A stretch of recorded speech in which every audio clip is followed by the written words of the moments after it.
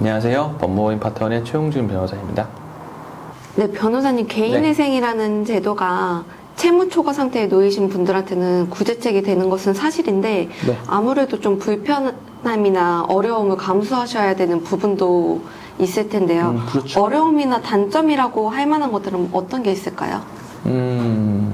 첫 번째는 이제 개인회생 신청했다는 것은 본인이 경제적 부도 상황을 겪었다는 어떤 근거이기 때문에 신용을 사용한 거래가 많이 제약이 되죠. 예를 들어서 신용카드 같은 거 재발급이나 발급이 상당히 어려울 수 있고요.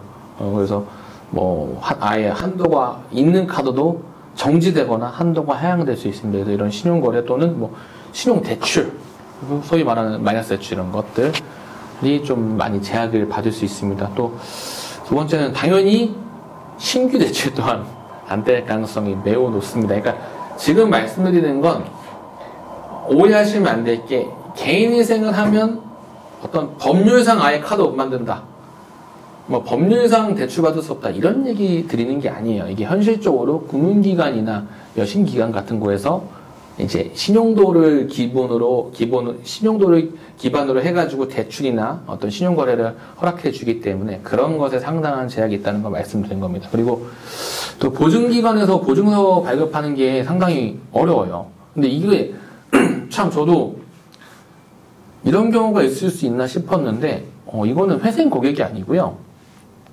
제 민사사건 고객이었는데 원고, 오히려 채권을 가진 쪽의 입장이었기 때문에 소송을 제기하면서 채무자 재산에 가압류를 해야 되는 상황이 있었어요. 근데 보통 가압류에 관련된 사정을 잘 소명하면 이 법원에 어떤 담보 공탁을 할 때 현금이 아니라 이렇게 판사님이 뭐 지급 보증을 위탁한 보험증권을 내라 이럽니다. 그러니까 예를 들면 뭐 서울보증보험이나 이런 곳에서 이 담보로 제공할 증권을 끌어서 내라고 하는 건데 이거면 이제 채권자 입장에서는 상당히 좋은 거거든요. 근데 이분은 그 보증보험을 끊을 수가 없어서 결국에 가압류 포기했어요. 왜냐하면 그러니까 저희 사무실에 회생 중이었던 거예요.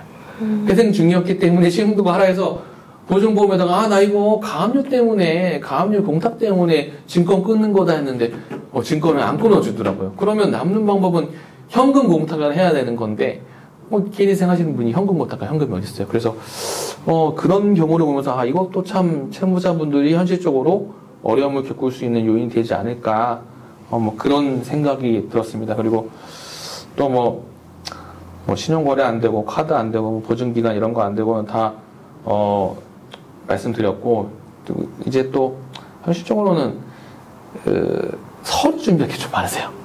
개인회생 신청하면 인감에 등본에 부채증명에 진술서에 뭐에 대단히 서류가 많아요. 근데 이제 채무자분들도 생업이 있으시니까 하루 종일 매일같이 서류를 떼실 수는 없잖아요. 그래서 서류 준비하시는 거에 상당히 정말로 많은 어려움을 겪으신 분들이 있습니다.